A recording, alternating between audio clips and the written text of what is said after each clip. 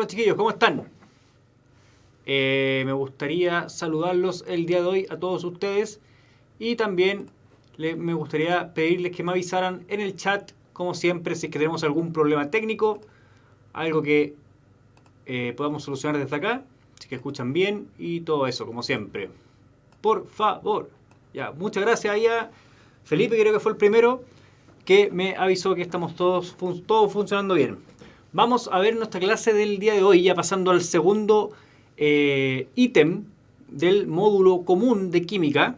Entramos a disoluciones. Dejamos atrás el primer ítem y vamos a entrar en esta materia que es nueva y que tiene mucha importancia en la PSU y tiene varias preguntas. Siempre van a aparecer por lo menos 3, 4, a lo mejor un poquito más de preguntas de disoluciones. Así que espero que sea un contenido que podamos aprender bien y además decirles que es un contenido que no es, yo lo considero muy dificultoso, muy difícil. Hay que estar muy atento con los cálculos, pero es una buena oportunidad para poder subir puntaje, para poder ganar puntaje sin meternos en cuentos conceptuales muy complicados. Así que pongamos atención a las disoluciones. Pero antes de entrar con esto, vamos a ver un ejercicio que dejamos pendiente la semana pasada. Me gustaría partir preguntándoles si alguno de ustedes se acuerda del ejercicio y si tiene la respuesta por ahí. Y si es que se acuerda cómo se resolvía este ejercicio, que era el siguiente. Lo voy a poner, aquí está. W, X, Y y Z son 4 átomos distintos. W tiene la misma cantidad de protones y neutrones y además es isótono de X. X, por su parte, tiene 2 neutrones menos que sus protones y es isóbaro de Y. Y, a su vez, tiene 8 neutrones y cuando adquiere carga menos 2, completa su octeto adquiriendo la configuración electrónica de Z. Z se encuentra en el segundo periodo de la tabla periódica. Entonces la pregunta era, ¿cuál era el número atómico de W? ¿Hay alguien que lo haya hecho? Yo tengo que reconocer que era muy malo para hacer las tareas cuando estaba en el colegio, así que ojalá que alguien lo haya hecho. De todas formas, voy a esperar un poquito. ¿Cómo abordábamos este ejercicio de atrás para adelante? O sea, nos iban dando información de W, de X, de Y y de Z, y nosotros teníamos que despejar en el fondo el número atómico de W. Para eso partíamos con Z, y siempre tenemos que hacer una tabla donde tenemos a Z, Y, W,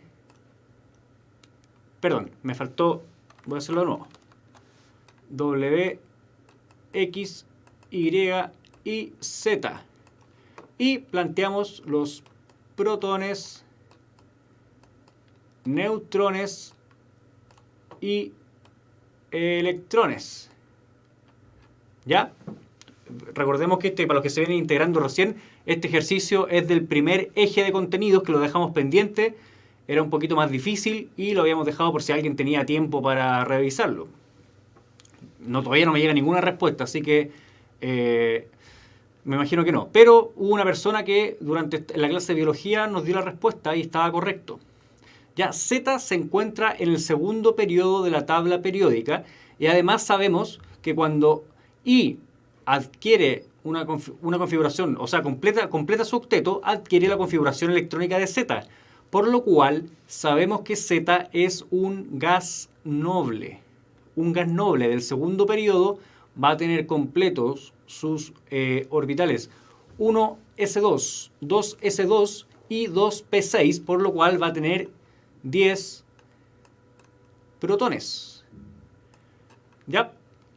Cuando Y tiene 8 neutrones, esa información la tenemos ahí explícitamente mencionada, y cuando adquiere carga menos 2, completa su octeto, significa que normalmente tiene también 8 electrones cuando está en estado neutro. Y como está en estado neutro, también tiene 8 protones.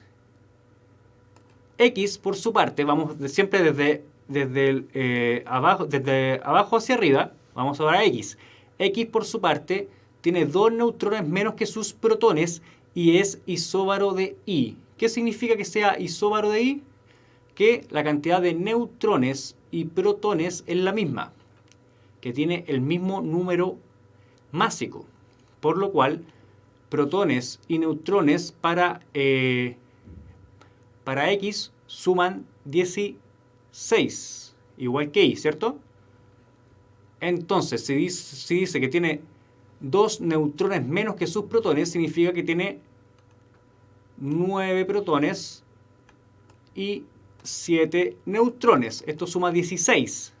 En el fondo lo que estamos respetando es la condición de isóbaro con I. Estos son el número másico. Y W tiene la misma cantidad de protones y neutrones y es isótono de X. Isótono significa que tiene la misma cantidad de neutrones, por lo cual va a ser tener 7 neutrones y como tiene la misma cantidad de protones y neutrones, hasta ahora despejamos que tiene 7 protones también, por lo cual su número atómico es 7. ¿Ya? El resto de las cosas, por ejemplo, los electrones que aquí no completamos, no nos van a afectar en nuestro cálculo. Y la respuesta era 7. La B. Ya esta respuesta, chiquillos, era bastante más difícil. Era un poquito más difícil que los ejercicios normales de la PSU porque involucra todos los contenidos. Por eso, en parte, también yo lo consideré un buen ejercicio para traerles. Porque si ustedes lo pueden resolver, significa que estamos súper bien. Si no lo pueden resolver, ocupen esta clase para poder revisarlo y saber cuándo tienen dominados los contenidos. ¿Ya? Por ahí tenemos confusión en las preguntas y en el fondo esperaba eso, pero se los dejo como herramienta estos ejercicios que son más difíciles, como herramienta para que puedan solucionar estos problemas conceptuales y también aplicarlos a un nivel un poco más alto, cosa que la PSU se nos haga un poco más simple. ¿Ya? No se pongan tristes como siempre, no se desmoralicen por no poder realizar estos ejercicios. Por ahí Gabriela me hizo una pregunta nada que ver. ¿Balanceo método redox entra en la PSU? Sí, pero entra en el módulo electivo. Y vamos a ver el concepto de equilibrio redox y balancear las ecuaciones redox, que en el fondo es una materia distinta. No es lo mismo que el balanceo estequiométrico. Vamos a dejarlo como contenido separado. ¿Ya? Y me preguntan cuándo empezamos con el electivo. El electivo parte más o menos a mitad partimos en marzo, vamos a terminar en noviembre, justo en la mitad vamos a tener el electivo. Sin embargo, yo ya les puedo adelantar que vimos el primer eje de contenidos del módulo común, que fue todo esto contexto atómico de la materia. Ahora vamos a entrar al segundo, que son las disoluciones, y después nos queda el eje de química orgánica. Tanto el eje de disoluciones como el eje de química orgánica son más cortos que el primer eje que ya vimos, por lo cual no nos debería faltar tanto tiempo, a lo mejor un mes y medio, 2 meses más, vamos a estar ya entrando al electivo. Como siempre, les recomiendo que si ya estos conceptos los tienen dominados, aprovechen las clases para poder repasar. ¿Ya?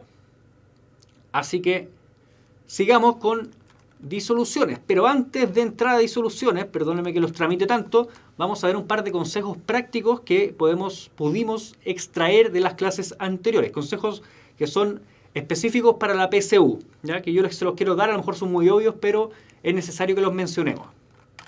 Primero, no es lo mismo resolver un ejercicio de la forma más rápida posible que hacerlo apurado. Eso es muy importante. Ser rápido para resolver un ejercicio y no perder tiempo significa tener la estrategia correcta para poder resolverlo. Pero resolver un ejercicio apurado nunca va a ser bueno.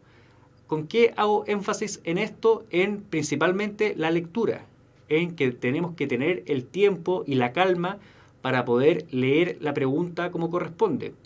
¿Por qué? Porque en el fondo la PSU está diseñada y nos da el tiempo para que podamos leer las preguntas tranquilamente.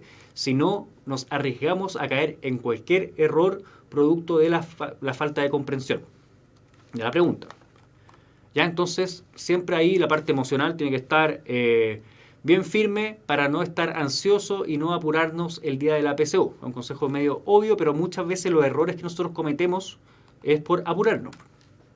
Otra cosa, para los ejercicios de número atómico, número másico, isótopos, isóbaros e isótonos, que son ejercicios que vimos en las clases anteriores, es muy útil plantear una tabla con la cantidad de protones, electrones y neutrones. como lo hicimos en el ejercicio anterior. Si yo tengo un átomo y tengo que obtener uno de estos datos a partir de los que me dan, siempre es bueno plantear explícitamente en la PSU protones, neutrones y electrones. Entonces voy ordenando y voy ocupando la información que ya tengo. Explícitamente, eso es lo que yo recomiendo. No vamos a estar media hora escribiendo una tabla, pero sí plantear esto nos va a ayudar a ordenarnos. ¿Ya? Otro consejo práctico. Nadie se sabe el nombre de todos los compuestos químicos, ni siquiera los químicos. Tú tampoco tienes por qué sabértelo. Entonces, cuando nos aparezca una pregunta como esta, que es una exageración que se me ocurrió sacar, donde tenemos el ácido, amino, trisoil, y uno ve esos compuestos, es una exageración, pero uno ve el nombre del compuesto, y además nos dan un dato como que es un remedio para la calvicie, y normalmente esos datos sirven para muy poco. Entonces, cada vez que nombren un concepto, un compuesto que uno desconozca, no tenemos que asustarnos. ¿Por qué? Porque en el fondo es una estrategia de distracción y es producto de que la química lamentablemente es muy hostil con el lenguaje. O sea, normalmente cuando uno escucha el nombre de un compuesto químico no nos suena nada y la mayoría de la gente se asusta con la química. Yo tengo mi teoría que la mayoría de la gente que dice a mí me carga la química, no sé nada de química, es porque normalmente entra una asignatura donde las cosas que vemos se llaman 2,5 trimetil, no sé cuánto, entonces terminamos generando un problema de comprensión y de interpretación de las palabras, lo cual no ocurre en otros ramos. Por eso mi llamado es a no asustarse cuando aparezca un compuesto de este tipo, esto es una exageración, y esta exageración también de este monito que está ahí desesperado, pero casi siempre nos va a pasar en la PSU. De repente ponen el tal compuesto se encuentra en un árbol endógeno de Chile y eso es básicamente no nos sirve para mucho esa información. Lo que sí nos importa, por ejemplo, aquí sería esto y cuántos gramos peso mol, es una pregunta bastante fácil. Todo esto que está arriba era una distracción. ¿Ya? Así que no caigamos en eso de asustarnos en la PSU cuando aparezca un nombre que desconocemos. No tenemos por qué saberlo probablemente. ¿Ya? Consejo práctico número 4. Cuando la pregunta informe acerca de un cambio, puede resultar muy conveniente también plantear explícitamente la condición inicial, el cambio que ocurre y la condición final. Por ejemplo, si me dicen que un átomo pierde 2 neutrones, yo tengo que poner la condición inicial, tengo que poner el cambio y la condición final. Entonces hago la misma tablita, en el caso de que sea un ejercicio sobre partículas subatómicas, abrir la misma tablita de protones, neutrones y electrones. Si tengo cantidades al azar, dependiendo del átomo que me den acá, y me dicen, gana 2 neutrones, aquí yo tengo el cambio más 2. Entonces resolviendo esto matemáticamente debería calzar. Y esta tablita me va a ahorrar cometer muchos errores. ¿Ya? Y lo ideal también es que no nos demoremos mucho rato en hacer la tabla. Pero yo creo que en un par de segundos vamos a poder hacerla y ordenar nuestras ideas. Así que ese es el consejo práctico número 4, que si no me equivoco es el último. Vamos a ir durante todas estas clases, a medida que vayamos cerrando probablemente los ejes, tomando los consejos que se me ocurren a raíz de los errores que vamos cometiendo en las preguntas. ¿Ya? Tenemos el 5, también, esto lo hemos mencionado en estas clases. Siempre y absolutamente siempre debes preocuparte de que las reacciones con las que tú estás trabajando estén balanceadas. Y si no están balanceadas, debes balancearlas. ¿Ya? Porque si no nos descuidamos y trabajamos con una ecuación que no está balanceada, vamos a dejar la escoba y vamos a tener probablemente una alternativa incorrecta que sí va a estar y que nos va a hacer perder puntos en la PSU. ¿Ya? Así que esos son los consejos prácticos que yo les tengo que dar para la rendición de la prueba de química. ¿Ya? Así que continuamos ahora con la materia que viene a ser disoluciones. Nosotros habíamos hablado en la primera clase, haciendo un flashback, de que podíamos tener la materia en distintas clasificaciones y la podíamos encontrar de distintas formas. La podíamos encontrar o estudiar como sustancias puras, que van a ser los elementos y los compuestos, que ya hemos trabajado con ellos, y además como mezclas. O sea, íbamos a tener más de un tipo de sustancia en un solo volumen o una sola masa de materia. Y las mezclas podían ser homogéneas, en las cuales no se distinguen sus componentes, heterogéneas, que sí se distinguen sus componentes, y coloidales, que se distinguen sus componentes solo a nivel microscópico. Homogénea es lo que nosotros vamos a llamar disoluciones. Y con eso vamos a trabajar a partir de ahora en este módulo. Y las mezclas heterogéneas, no sé, yo espero que lo manejen, son las mezclas que nosotros claramente podemos ver los componentes que están formando. Por ejemplo, una cazuela. Les di ese ejemplo. Cuando uno ve una cazuela, ve la papa, ve el zapallo, ve todo, y eso es una mezcla. Está todo junto, pero no se alcanza a distinguir sus componentes. Entonces, a partir de las mezclas homogéneas, vamos a generar el concepto de disoluciones. Una solución o disolución, que es lo mismo, es una mezcla homogénea de dos o más sustancias. La que va a estar en mayor cantidad la vamos a denominar como solvente, y la que está en menor cantidad se va a llamar soluto.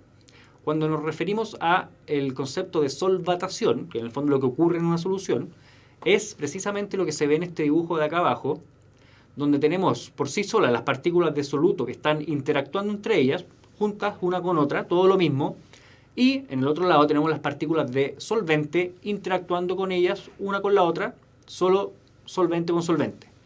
Cuando se mezclan, como el solvente está en mayor cantidad, lo que va a ocurrir es que el solvente o las moléculas de solvente van a rodear al soluto, generando lo que se conoce como el estado de solvatación. Entonces, eso es lo que ocurre en una solución.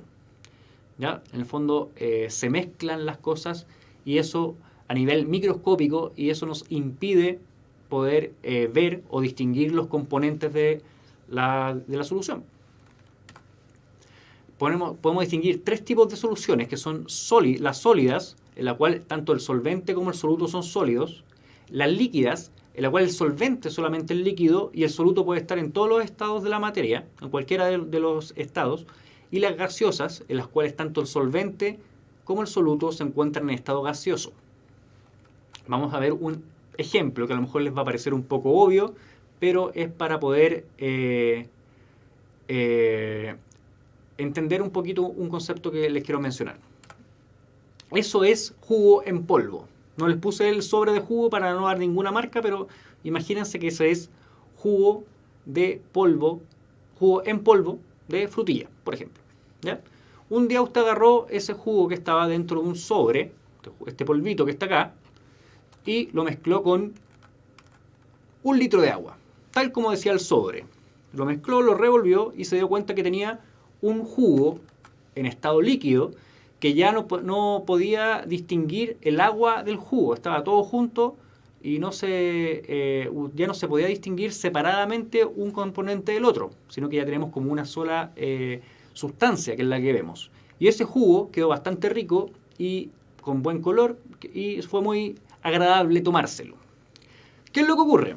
Que a su casa, después de haber hecho ese jugo y habérselo tomado, llegaron visitas, llegó mucha gente y agarró usted la misma cantidad de jugo en polvo, pero como era mucha gente en la que había, dijo, lo voy a mezclar en 2 litros de agua.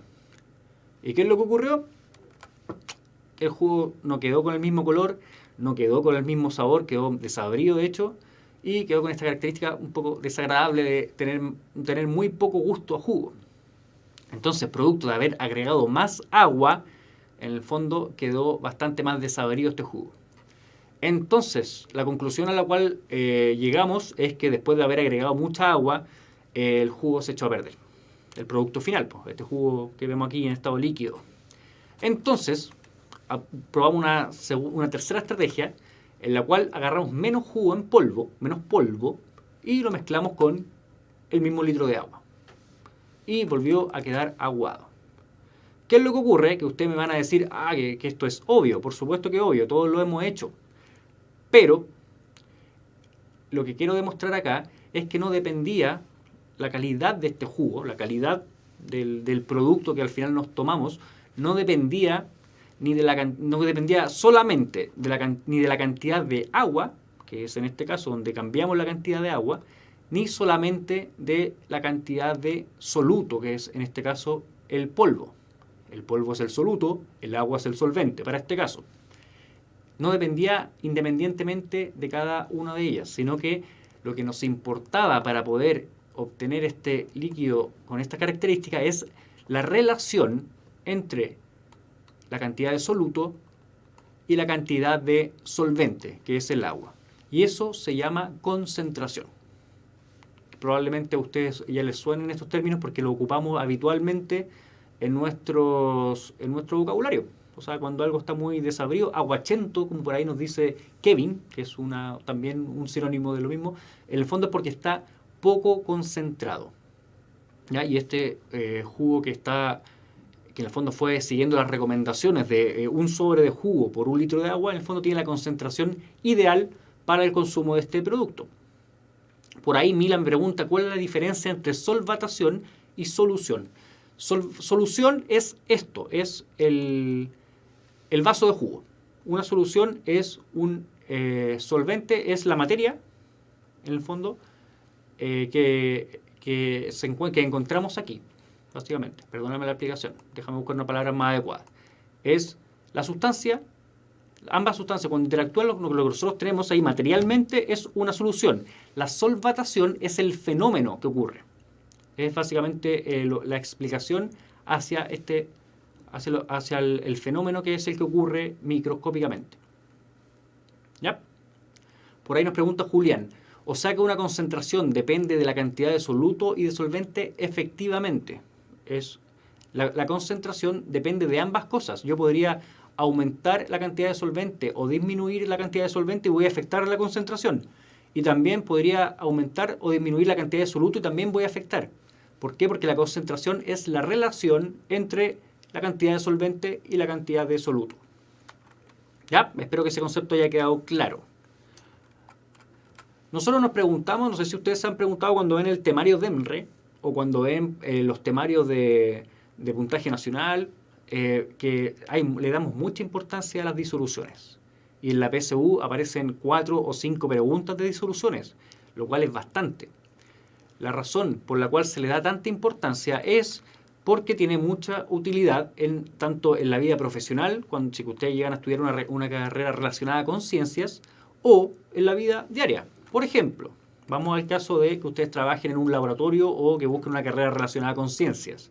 Muchas veces necesitamos que las partículas, las sustancias que queremos mezclar o hacer reaccionar tengan pleno contacto entre ellas para que reaccionen. Entonces, lo más favorable es utilizar un medio líquido. Si nosotros ocupamos un medio sólido para poder hacer reacciones, por ejemplo, ocupamos 2 compuestos sólidos en estado puro, los compuestos sólidos casi siempre se cristalizan o están como cristales. Entonces, lo que vemos en el fondo es la interacción entre los bordes de los cristales. En cambio, al tener los compuestos disueltos en un líquido, básicamente tenemos libre asociación entre los componentes y por lo cual tenemos un medio más favorable para las reacciones que queremos. Y de hecho, estudie usted biología, química, cualquier cosa parecida, se va a dar cuenta que la mayoría de los reactivos que va a ocupar, los va a ocupar en estado líquido. Ahora, si no le interesa la parte científica y le interesa la parte de la salud, se puede dar cuenta que, por ejemplo, los sueros son soluciones. Los sueros son soluciones que en el fondo respetan la concentración de soluto fisiológica, o básicamente cuando nosotros inyectamos un suero de vía intravenosa, lo que hacemos es respetar la concentración de solutos que tiene el líquido que está rodeando las células. Entonces, si nosotros estuviéramos inyectando agua solamente, agua destilada, induciríamos un estrés osmótico a las células, porque en el fondo estaríamos bajando la concentración de solutos para las cuales ellas están preparadas. Así que sería un problema. Entonces, una persona que estudia algo relacionado con las ciencias de la salud también tiene que entender lo que es un suero, por ejemplo. Y tiene muchas más aplicaciones.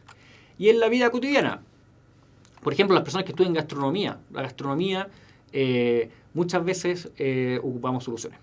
El echarle sal a un líquido, a una sopa, es realizar una solución.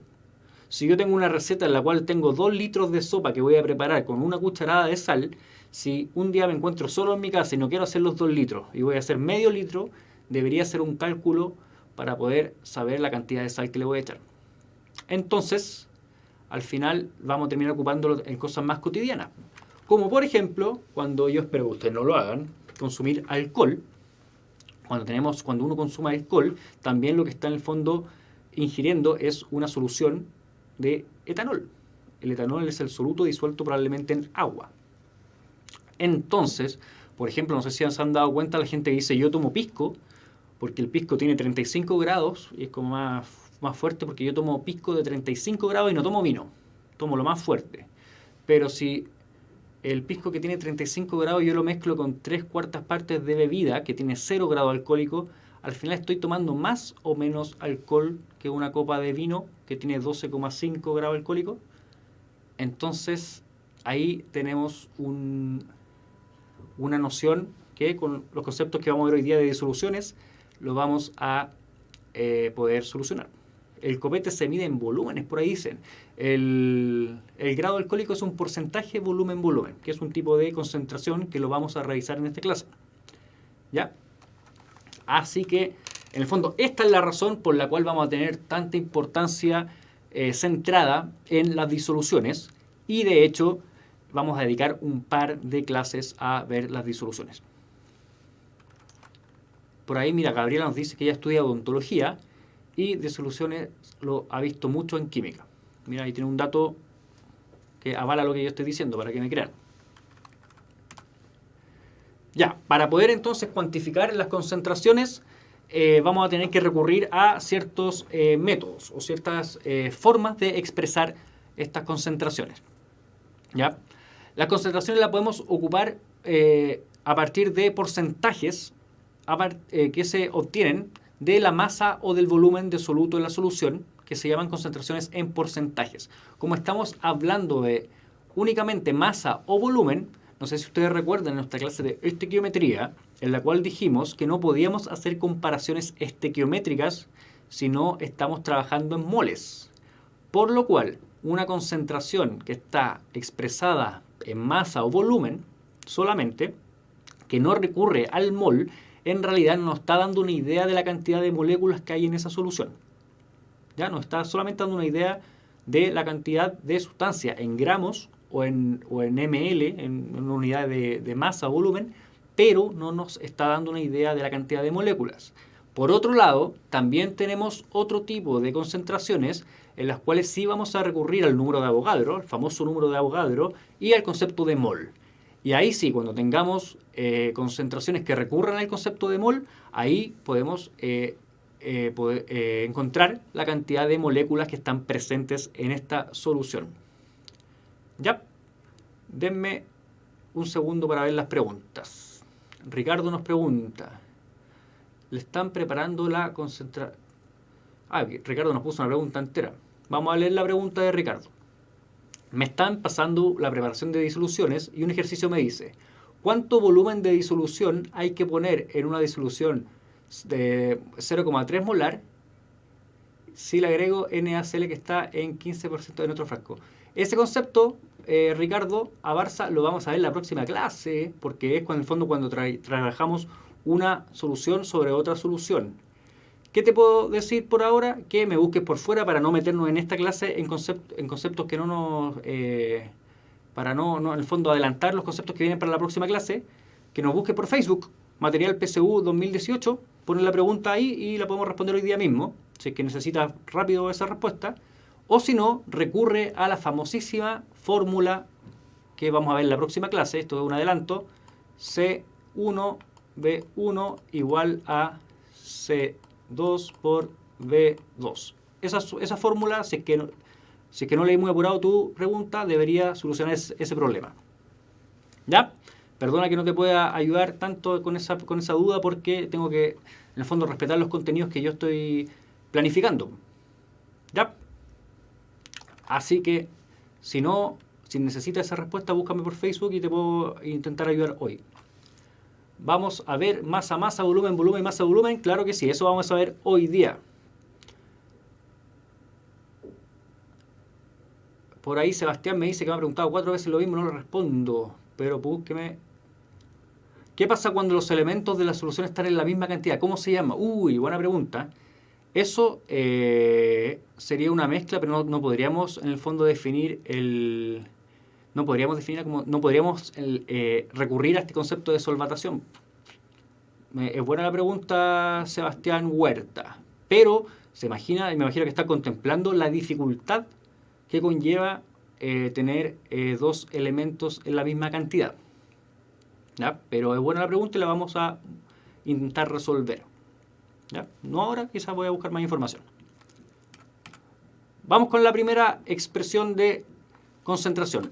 La primera es el porcentaje masa-masa. Esta es una expresión de concentración de las primeras que decíamos que no recurrimos al concepto de mol. Solamente hablamos de la cantidad de gramos de soluto que hay en 100 gramos de solución. Y se calcula de la siguiente manera, que la masa de soluto en gramos partido por la masa de la solución completa, incluyendo soluto y solvente, en la masa de la solución. No nos confundamos con eso. Y todo esto se multiplica por 100 con la idea de obtener un porcentaje. Normalmente, si yo no multiplico por 100, este valor que está acá, sin contemplar el 100, nos va a dar un número decimal, un 0, algo. Por lo cual, al multiplicarlo por 100, voy a tener el porcentaje. Y recordemos que es la masa de solución, y esta se obtiene sumando la masa de soluto con la masa del solvente. Porcentaje en masa o volumen. Es la cantidad de gramos de soluto que hay en 100 ml de solución. Entonces, muy parecido a lo que vimos anteriormente, pero en vez de tener una masa de soluto en el denominador, vamos a tener el volumen de la solución completa. De nuevo, no estamos recurriendo al concepto de mol, por lo cual estas concentraciones no nos van a dar una idea de la cantidad de moléculas. Simplemente vamos a tener una receta, por decirlo de una forma, de la cantidad de soluto en gramos que corresponde con la cantidad de volumen de la solución en ml. Todo esto se vuelve a multiplicar por 100 para la idea de obtener un porcentaje.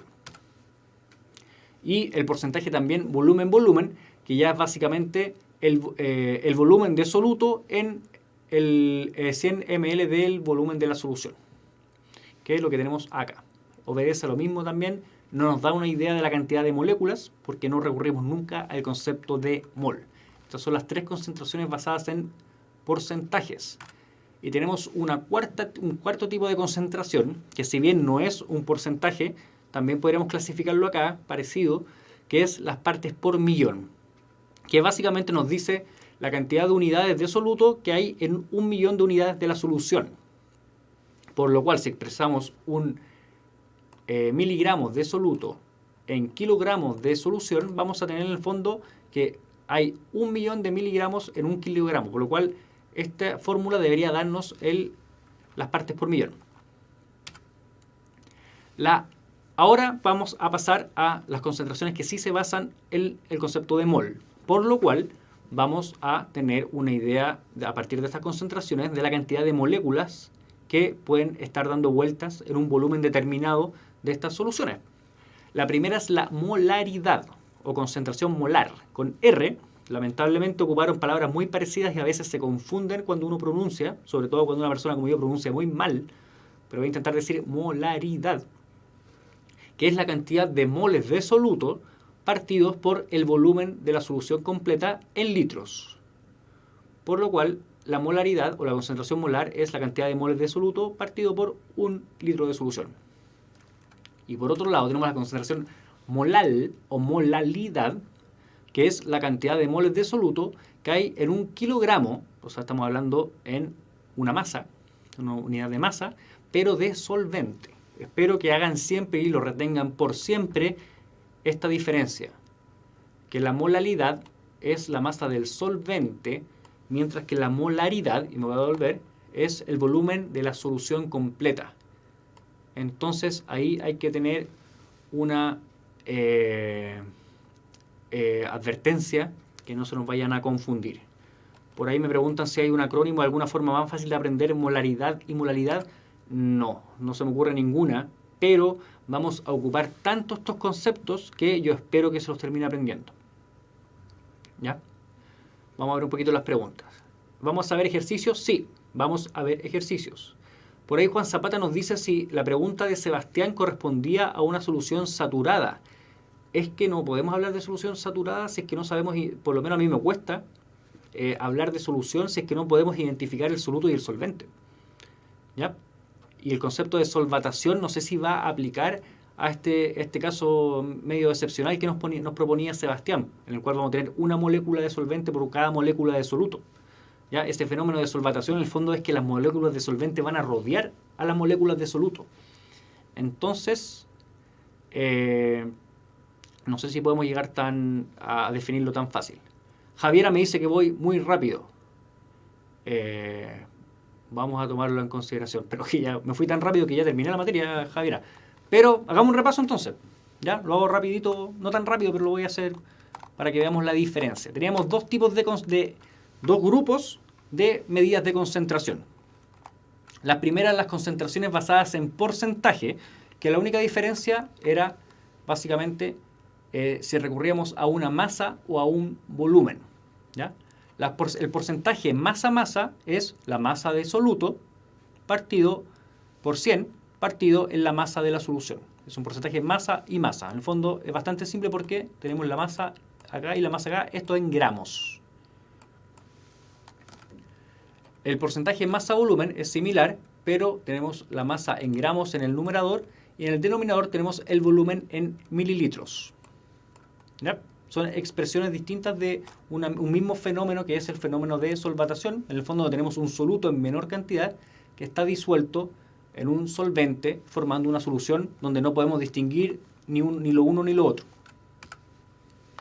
Porcentaje volumen-volumen, donde recurrimos al volumen de soluto partido por el volumen de la solución, todo esto multiplicado por 100 para obtener el porcentaje, y las partes por millón, que era como un poquito más raro, donde teníamos en el fondo la cantidad de unidades de soluto que hay en 1.000.000 de unidades de solución. ¿Ya? Por ahí estamos definiendo las concentraciones que se basan en porcentaje. Como les decía, estas concentraciones no nos están indicando la cantidad no vamos a poder obtener de ella la cantidad de moléculas. ¿Por qué? Porque no estamos recurriendo al concepto del mol. Ya espero que tengamos claro el concepto de mol. ¿Ya? Por ahí preguntan si fracción molar no entra. Voy para allá. Molaridad. Cuando ya estamos recurriendo al concepto de mol, tenemos el segundo grupo de unidades de concentración. La molaridad es la cantidad de moles de soluto que hay en 1 litro de solución. El litro, en el fondo, es una medida de volumen. Y recuerden que la molaridad, en el fondo, apunta al volumen de la solución. Al contrario de lo que es la molalidad, con L, en la cual son los moles de solutos, pero en una masa, en kilogramos, de solvente. Solo del solvente, que es la diferencia. Y la fracción molar es el cociente, es decir, la división, el resultado de la división entre la cantidad de moles de soluto y la cantidad de moles de solución, que es lo que me preguntaban por ahí, y esto sí, claro que entra. ¿Ya? Pero solamente el cociente entre los moles de soluto y de solución. Básicamente hay menos problemas que las anteriores. Por ahí Juan Zapata nos pregunta si entonces hay dos grandes grupos, los de porcentaje y los de masa. Yo les recomiendo esa clasificación. ¿Por qué? Porque cuando tengan una expresión en una pregunta, y ustedes saben que estamos hablando de una expresión de porcentajes, sí o sí ya tienen claro que por sí solo con ese dato no van a obtener la cantidad de moléculas. ¿Ya? Y me preguntan si voy a basar solo las fórmulas. Claro que no, pues vamos a ver ejercicios. Y además recuerden que esta es la primerísima clase de disoluciones, que viene mucha materia, o sea, no mucha materia, no es tanta materia, pero vamos a seguir con un par de clases de esto. ¿Ya? Y vamos a ver otras cosas que tenemos que discutir acerca de disoluciones. Lo vamos a ver en las clases siguientes. Tenemos que discutir el equilibrio de solubilidad. Tenemos que ver las propiedades coligativas y varias cosas más.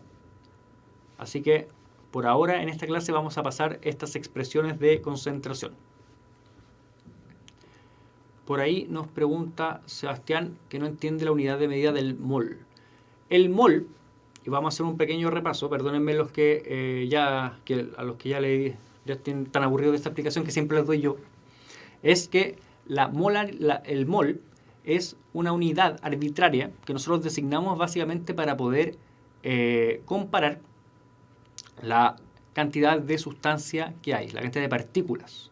Como yo les decía, los distintos compuestos pueden tener distintas masas moleculares, por lo cual si yo comparo 1 gramo de un compuesto que tiene una masa molecular con 1 gramo de otro compuesto que tiene otra masa molecular, no voy a estar comparando la misma cantidad de moléculas. Por lo cual yo necesito tener una unidad que me garantice que estoy comparando la misma cantidad de moléculas. Así que por eso nosotros recurrimos a una unidad arbitraria que es el mol, que es un número. De hecho, es 6,02 por 10 elevado a la 23. Es una cantidad que designó Avogadro, que en el fondo nos designa una cantidad específica. Así de sencillo, es bastante arbitrario. Juan Zapata nos va a preguntar por la normalidad. La normalidad la vamos a dejar para la clase siguiente. Aguánteme un poquito, Juan, por favor, porque quiero privilegiar este tipo de concentraciones, de expresiones de concentración que son las más simples. Y vamos a ir complicando la cosa un poquito más adelante. ¿Ya? Y algo que ya estaban mencionando algunos es que tenemos distintos grados de concentración que podemos ver en las soluciones. O distintos tipos de soluciones, perdón. Tenemos la solución insaturada, que es una solución que, si bien tiene una cantidad de soluto disuelto, podría tener más. O sea, si yo le agregara más soluto, ese soluto se disolvería y no tendríamos ningún problema. ¿Por qué? Porque hay mucha cantidad de solvente. La solución saturada es una solución que tiene todo el soluto disuelto, al igual que la solución insaturada, pero que ya está en su máxima capacidad. Lo que quiere decir esto es que si yo agrego más soluto, voy a sobrepasar esta capacidad de solubilidad. Y por lo cual ya estoy justo en el punto en el cual la solución está albergando todo el soluto que puede. Y la última, que es la solución sobresaturada, donde ya nos pasamos de este límite y tenemos más del soluto que la cantidad de solvente puede albergar, por lo cual este soluto que está en exceso suele presentarse como un precipitado, que es el que nosotros vemos en este dibujo acá abajo. ¿Ya? No sé si alguna vez usted cuando era chico hizo el experimento de echarle 10 o 12 cucharadas de azúcar al té y se dio cuenta que después de cierto número de cucharadas el azúcar ya no quedaba disuelta, sino que se empezaba a juntar abajo de la taza. Eso es porque ya se sobrepasó el límite de la solubilidad para ese medio y básicamente se sigue existiendo soluto disuelto, pero ya el resto que se sigue agregando va a quedar abajo. ¿Ya?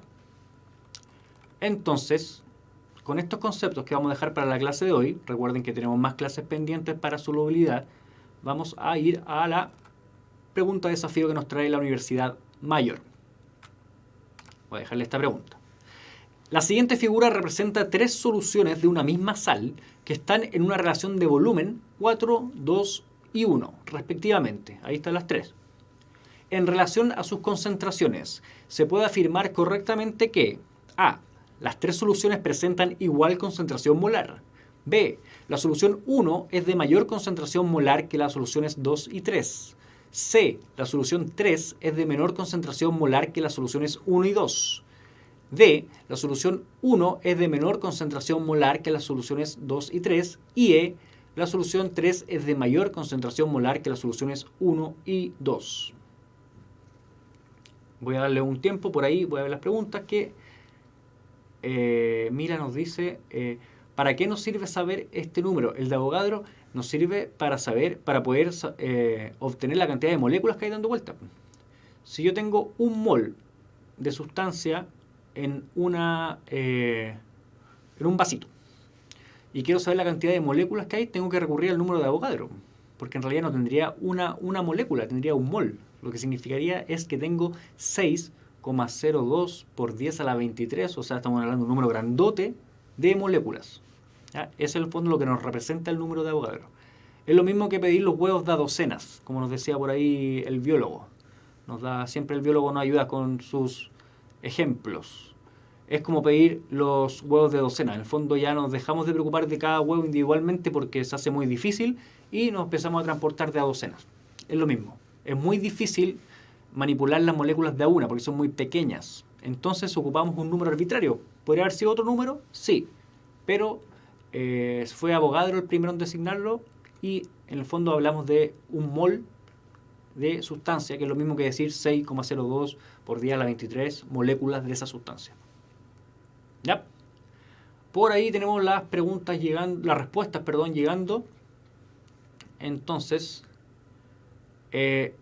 vamos a ver. Tenemos la relación de volumen, que es 4, 2 a 1. Es decir, que esta tiene 4, por ejemplo, podría ser 4 ml. 2 no necesariamente, pero podría ser 2 y 1. Y la relación, en el fondo, de cantidad de soluto de la misma sal, por lo cual, si aumenta esta cantidad de masa, y es la misma molécula, también debería aumentar de la misma forma la cantidad de moles, por lo cual las concentraciones molares y molales van a aumentar de la misma forma. Son las cantidades de solutos son las que están informadas acá. ¿Cómo yo resolvería este ejercicio fácilmente? Haciendo la división. Nosotros sabemos que las concentraciones son una relación entre la cantidad de soluto y el volumen. Por lo cual, si yo divido los 10 gramos de la primera solución partido por los 4, podría ser cualquier cosa, estamos hablando de la relación de volumen. Planteémonos, por ejemplo, que son 4 ml, arbitrariamente, no necesariamente es así, pero planteémoslo. Vamos a tener un resultado de 2,5. ¿Ya? Si tenemos la solución 2, donde tenemos 5 gramos, y tenemos que dividirlo ahora en 2, vamos a tener también 2,5. ¿Cierto? Y si tenemos la solución 3, que tenemos 2,5 y tenemos esto es un 1, vamos a tener también que, en el fondo, esta unidad de concentración que nosotros vamos a designar acá va a ser 2,5. Esta unidad debería ser un porcentaje de masa-volumen. Pero ¿qué es lo que ocurre? Que nosotros estamos hablando de una solución de la misma sal, por lo cual tenemos que asumir que la cantidad de moles va a corresponder y vamos a tener, en el fondo, 3 soluciones que van a tener la misma concentración molar. Así que esa es la respuesta. Creo que la mayoría estuvo bien. Intuitivamente uno ya podría haberlo sacado. ¿Ya? Así que esperemos que tengamos claro ese concepto. Esa fue la pregunta de desafío que nos trajo hoy la Universidad Mayor. Vamos con esta. Ejercicio número 1. Si se preparan 2 soluciones de solutos de diferente masa molar, disolviendo la misma masa de cada soluto en volúmenes iguales de agua, entonces es correcto afirmar que ambas soluciones A. Tienen distinta concentración masa-volumen. B. Tienen diferente concentración masa-masa. C. Presentan igual fracción molar. D. Presentan distinta molaridad. Y E. Presentan igual punto de ebullición. ¿Cómo vamos acá? ¿Qué nos dice esta pregunta? Son 2 solutos de diferente masa molar y vamos a tener la misma masa de solutos en los mismos volúmenes de agua. Por lo cual, si tenemos la misma masa de soluto, la misma masa en el mismo volumen de agua, vamos a tener que es la misma concentración masa-volumen. Y la alternativa A nos dice que es diferente concentración masa-volumen, por lo cual la alternativa A no es. Podemos... tienen diferente concentración masa-masa. El volumen, que es el volumen que nosotros estamos respetando de agua, que es el mismo volumen de agua para ambos casos, también es la misma cantidad de masa, porque el agua tiene una masa definida. Entonces, tampoco vamos a tener la misma concentración masa-masa. Y la respuesta B nos dice algo contrario. ¿Presentan igual fracción molar? No. ¿Por qué no? Porque si bien tenemos la misma masa de cada soluto tiene distinta masa molar, por lo cual esta misma masa de soluto va a tener distinta cantidad de moles, distinta cantidad de moléculas también de cada uno de los solutos, por lo cual vamos a tener una distinta fracción molar. Los moles que vamos a obtener no son los mismos. Presentan distinta molaridad y ahí sí. ¿Por qué? Porque si bien los kilogramos de solvente, que van a ser, en el fondo los que dependen de esta cantidad de agua, van a ser iguales, los kilogramos de solvente, que son el denominador de la molaridad, el numerador va a ser la cantidad de moles. Entonces, si tenemos la misma masa de cada soluto, pero esos solutos tienen distinta masa molar, no vamos a tener la misma cantidad de moles para ambas soluciones. Por lo cual, la alternativa D es la correcta. Y presentan igual punto de ebullición, eso depende del tipo de sustancia, así que, y depende de la concentración molal, que es algo que vamos a ver en la próxima clase. Así que es la alternativa D. Julián nos pregunta por qué no puede ser la A. ¿Por qué? Porque tiene la misma concentración masa-volumen. Recordemos que la concentración masa-volumen es la cantidad de gramos de soluto, de gramos, partido por el volumen de la solución. Entonces, si nos dicen que ambas soluciones tienen la misma masa de cada soluto, o sea, la misma cantidad de gramos, en los mismos volúmenes de agua, vamos a tener la misma concentración masa-volumen para ambos. ¿Ya? Así que la alternativa correcta es la D. ¿Ya? Por ahí alguien está pidiendo un completo para los que dijeron la D. No sé cómo hacerle llegar un completo. Si usted organiza una completada en su casa, yo podría llevar un ingrediente.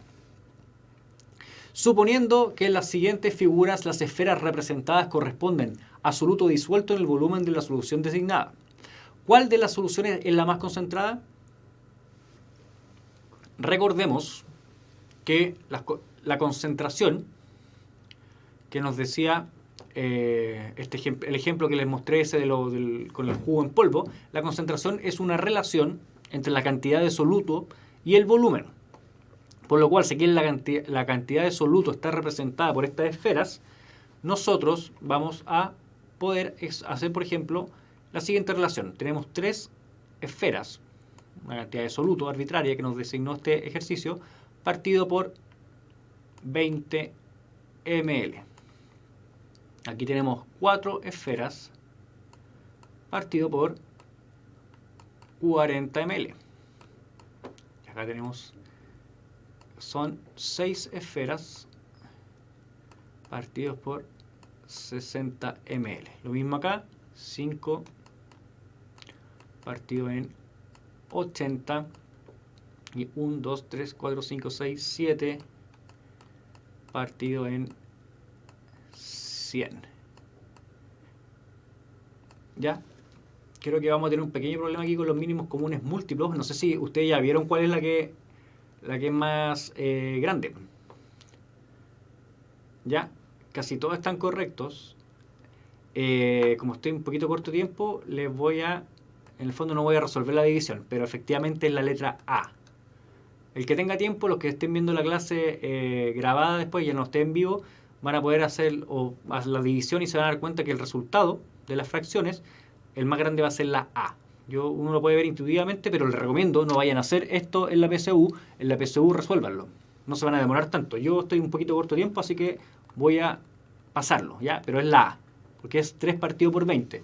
Por ejemplo, aquí en las primeras 3 alternativas nosotros podríamos decir que esto es 2 partido por 20 y esto es también 2 partido por 20. Entonces, al tiro se nos descartan estas dos y con las siguientes vamos a tener que esto es 6.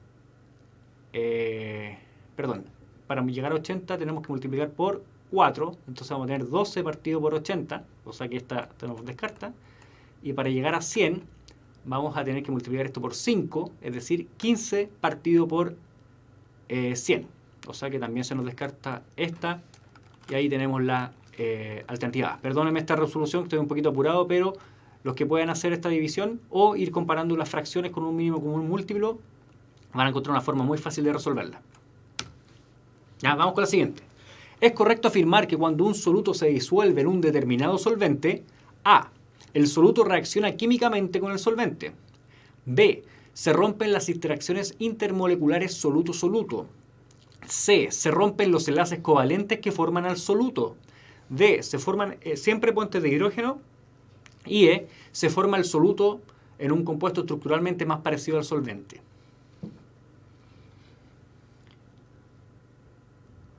Por ahí Juan Zapata nos decía que podemos amplificar la fracción de A y compararla con todo lo demás. Sí, probablemente podríamos haber hecho eso. No se me ocurrió.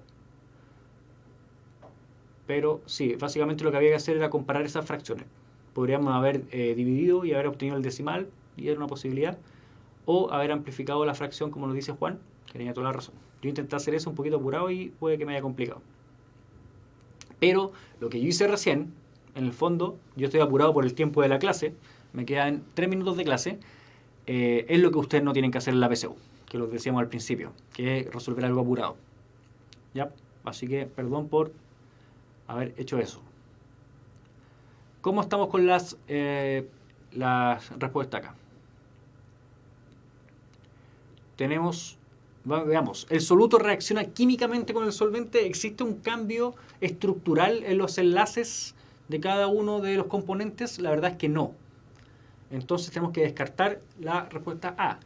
Se rompen las interacciones intermoleculares soluto-soluto, y esa sí que es correcta. ¿Se acuerdan que habíamos visto que cuando estaban el soluto por sí solo se encontraban las moléculas juntas unas con otras solamente entre solutos? Esas son interacciones intermoleculares, entre moléculas. Y cuando ocurre el fenómeno de solvatación, lo que pasa es que las moléculas de solvente rodean a las moléculas de soluto. Entonces, para eso tiene que romperse la interacción intermolecular soluto-soluto.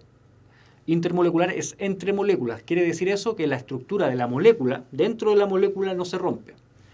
Lo mismo cuando dice la alternativa C, ¿se rompen los enlaces covalentes que forman el soluto? No, porque eso no es una interacción intermolecular. Eso es una reacción que rompe enlaces, en el fondo que altera la composición y la estructura de la molécula del soluto. ¿Se forman siempre puentes de hidrógeno? No. ¿Y se transforma el soluto en un compuesto estructuralmente más parecido al solvente? No, no ocurre una transformación de la molécula del soluto. ¿Ya? Así que la letra B. Vamos con esta. Voy un poquito rápido, sí sé.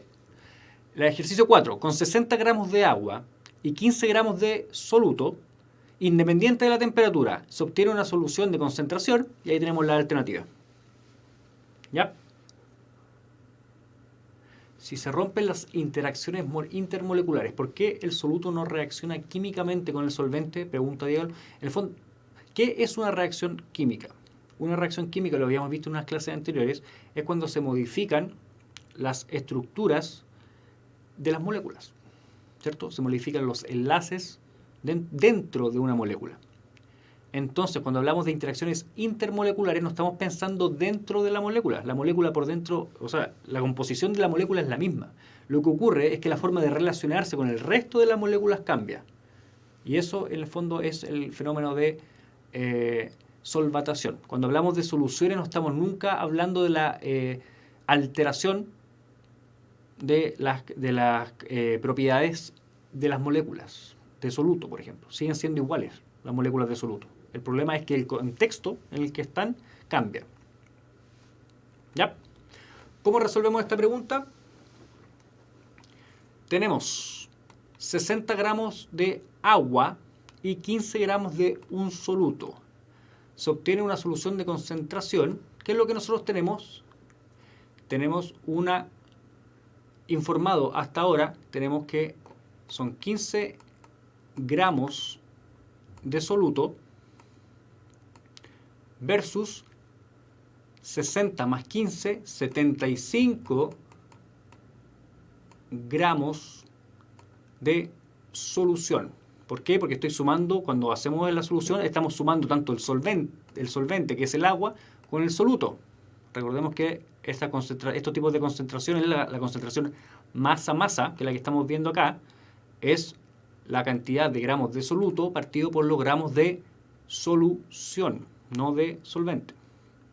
Por lo cual, este valor me debería dar 0,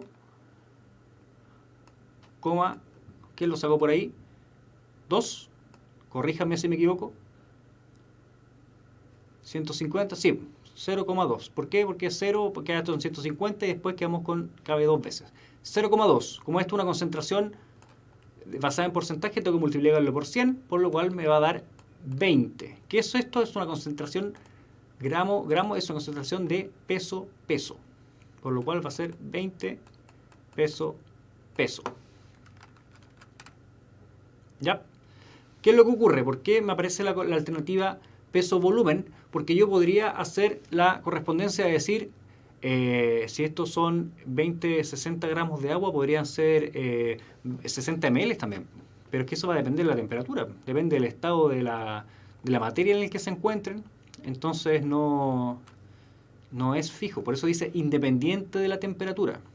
Si esto está arriba de 100 grados, ya no van a ser 60 gramos por 60 ml. ¿Ya? Vamos con esta, creo que es la última. Una solución acuosa, 2% masa volumen de hidróxido de sodio, tiene una concentración molar de, y ahí está la masa molar del hidróxido de sodio, que la unidad aquí les faltó, copié esto, lo copié, es gramos mol, siempre una unidad de masa molar. ¿Cómo resolvemos esta pregunta? Una solución acuosa 2% masa volumen significa que tengo 2 gramos por 100 ml. ¿Cuál es el problema? Que nosotros tenemos que llegar a expresar una concentración molar que va a ser moles partido por litros. Entonces yo no tengo ni moles ni litros. Tengo que ocupar el famosísimo análisis dimensional que les pasé en las clases anteriores. Entonces, ocupamos el análisis dimensional primero para convertir los ml a litros. ¿Cómo lo hacemos? Voy a poner 1 litro, es lo mismo que 1000 ml, ¿cierto? Entonces ahí vamos a eliminar los ml acá y los ml acá arriba también y nos vamos a quedar con gramos por litro. Y vamos a ocupar la masa molar para obtener los moles. Recuerden que la masa molar siempre es gramos partido mol.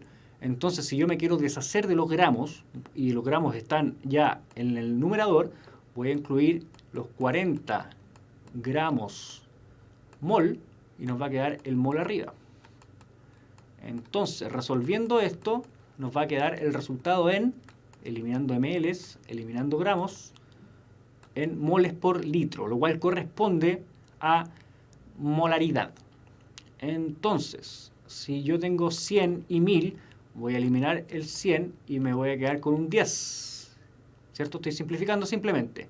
Entonces, 2 por 10, 20, partido por 1 y partido por 40, que quiere decir partido por 40, y eso va a ser moles por litro, es decir, 20 partido por 40 es 0,5 y mol partido por litro es lo mismo que decir molar. Entonces la respuesta debería ser la letra C. Ya muchachos, perdónenme por haber estado un poquito apurado esta clase, que calculé mal y puse mucha materia. Vamos a seguir viendo disoluciones el próximo martes y les agradezco a todos por ver la clase. Recuerden que hay una encuesta donde pueden dejar su opinión y nos pueden ayudar a mejorar siempre. Así que la próxima clase, el próximo martes, vamos a seguir con disoluciones. Recuerden que este es un tema muy importante para la PSU porque hay muchas preguntas de ella en la PSU de Química, en el módulo común. ¿Ya? Así que mucho ánimo con ese estudio, que estén muy bien. Chao, chao chicos. Ah, perdón, me quedaba una pregunta pendiente, pero ya no me queda tiempo. Así que les voy a dejar esta pregunta pendiente. Si alguien quiere hacer un pantallazo desde su teléfono o su computador con esta teclita que está siempre arriba, para que puedan tomarla y la vamos a revisar la próxima clase. Ya muchachos, ahora sí me despido, que estén muy bien. Chau, chau.